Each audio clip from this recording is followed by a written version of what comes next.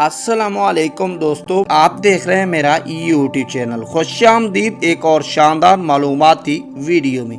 आज हम आपको लेकर चलने वाले हैं एक ऐसे ईरानी शहर की सैर पर जिसे देखने वाला सिर्फ मुसाफिर नहीं रहता बल्कि तारीख का आशिक बन जाता है। यह निस्फ़े जहान यानी आहदी दुनिया। जी हाँ, हम बात कर रहे हैं ईरान के खूबसूरत तारीखी और सकाफती मरकज़ इस्फ़हान की। दोस्तों, इस्फ़हान सिर्फ एक शहर नहीं बल्कि तहज़ीबों का ज़िंदा शाहकार है। ये वही शहर है जिसकी गलियों से लेकर बाज़ारों तक, पुलों से लेकर मसाजिद तक हर ईंट में तारीख बोलती है और हर गुंबद में फ़नकार का इश्क झलकता है। यहाँ 419 साल पुराना एमना पोरकिश का कलीसा भी मौजूद है। तो आज की खूबसूरत सैर ईरान के शहर इस्फ़हान की है। यहाँ के लोगों की ज़िंदगी और पुराने रस्मों रिवाज ये सब दिखाएंगे।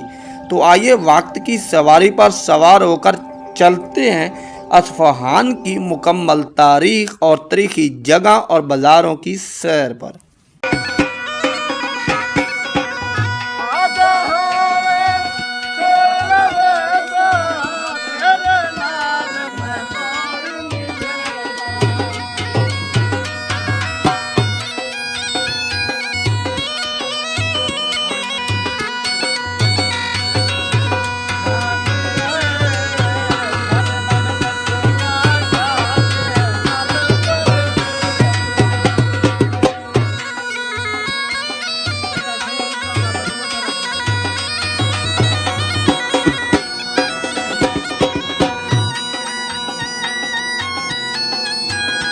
वेलकम बैक दोस्तों, खुश आमदीद इस्फ़हान सिटी।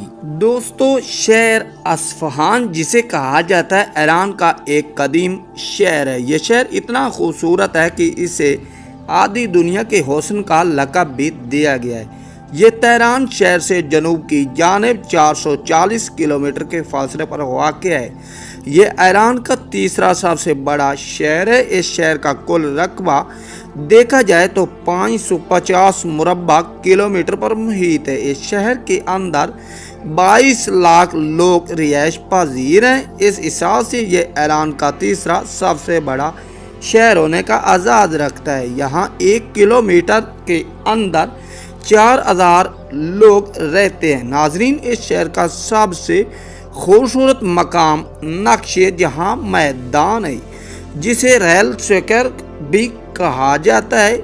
इसे उस वक्त की सुल्तान हुक्मरान शाह अब्बास ने तमीर करवाया था जो कि सफ़वी ख़ानदान का सुल्तान था। ये दुनिया के सबसे बड़े रेल मैदानों में से एक है। इसे 1598 से 1629 के दरमियान तमीर करवाया गया था। इसके इर्द गिर्द सफ़वी दौर की खूबसूरत इमारतें देखने को मिलती हैं। यहाँ एक मस्जिद शाह मौजूद है जो इतनी खूबसूरत है जैसा कि अंगूठी में हीरे का नगीना। इसका गुंबद इस्फ़हान की तमाम मस्जिद से बड़ा है और इसके चर्चे पूरी दुनिया में हैं। यहाँ एक और तारीखी मस्जिद शेख लतीफ़ुल्लाह भी मौजूद है और ये सफ़वी ख़ानदान की एक अहम तमीर है जो कि ख़ास सुल्तान और सुल्तान के करीब लोगों के लिए बनाई गई थी। यहाँ आम आदमी का आना बिल्कुल मना था। ये दोनों मस्जिद इतनी खूबसूरत हैं कि आज भी जो इनको देखता है दिल को छू लेती है।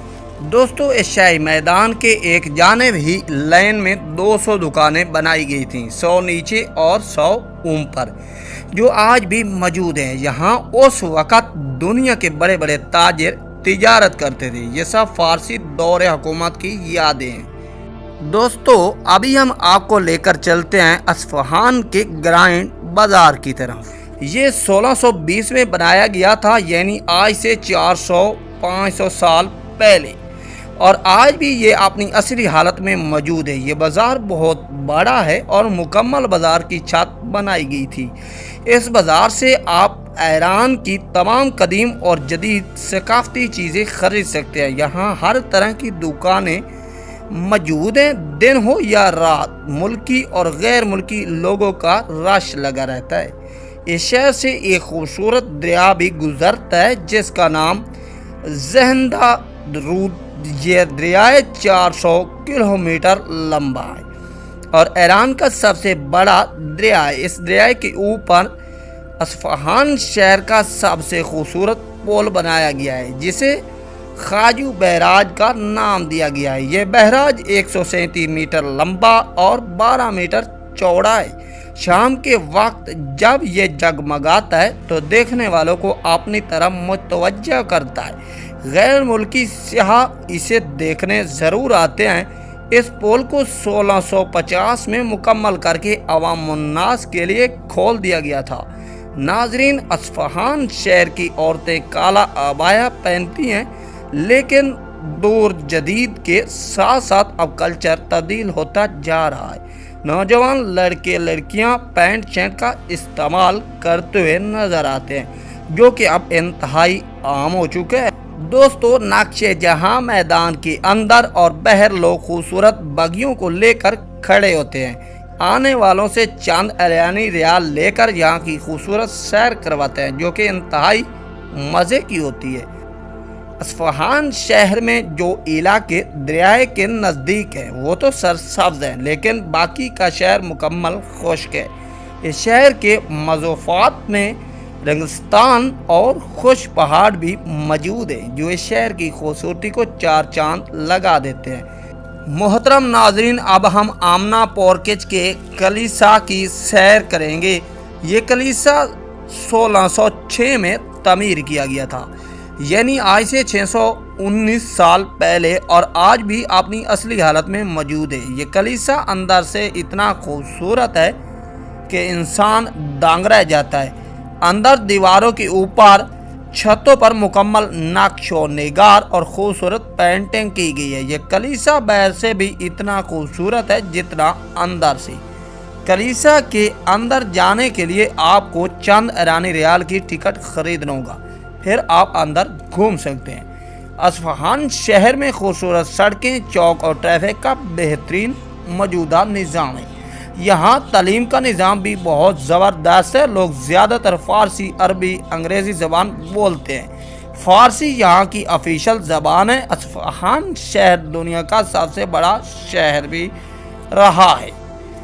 1050 سے 1722 تک اس نے خوب ترقی کی۔ صفوی دور حکومت میں اس شہر نے خوب شہرت حاصل کی۔ یہ شہر مسجدوں، محلات، اسلامی طرز تعمیر کی وجہ سے انتہائی مشہور تھا۔ پورے ایران میں سب سے زیادہ سیاح بھی اسی شہر میں آتے ہیں، لیکن موجودہ وقت میں تہران شہر میں زیادہ سیاح آتے ہیں۔ یہ شہر ہاتھ سے بنے قلینوں اور نیلے رنگ کے برتنوں کی وجہ سے کافی مشہور و معروف ہے۔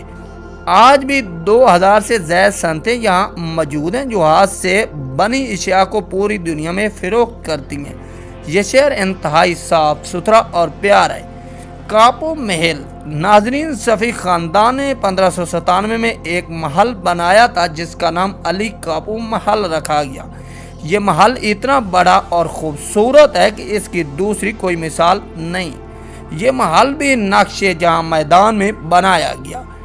اس محل کو عالمی ثقافت ورثے کا خطاب بھی دیا گیا۔ اس کے ٹوٹل 6 فلور۔ یہ آج تک صفوی خاندان کی بہترین ثقافتی مثال ہے۔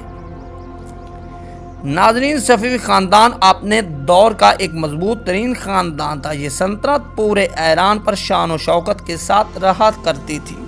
صفوی خاندان نے بہت بڑے بڑے محلات تعمیر کروائے۔ صفوی خاندان کی بے شمار قدیم وراثتیں آج بھی ایران کی سرزمین پر جگمگاتی ہیں۔ یہ خاندان اتنا مضبوط تھا کہ بڑی بڑی سلطنت یہاں ایران کے اندر داخل ہونے سے ڈرتی تھی۔ یہ لوگ انتہائی ماسٹر مائنڈ تھے۔ صفوی دور حکومت میں ایران نے زمین سے آسمان تک ترقی کی۔ ایران سرزمین پوری دنیا میں فارس کے نام سے مشہور و معروف تھی۔ یہ لوگ بہترین جنگجو اور انتہائی طاقتور تھے۔ دشمنان اسلام کو منہ توڑ جواب دینے والے تھے۔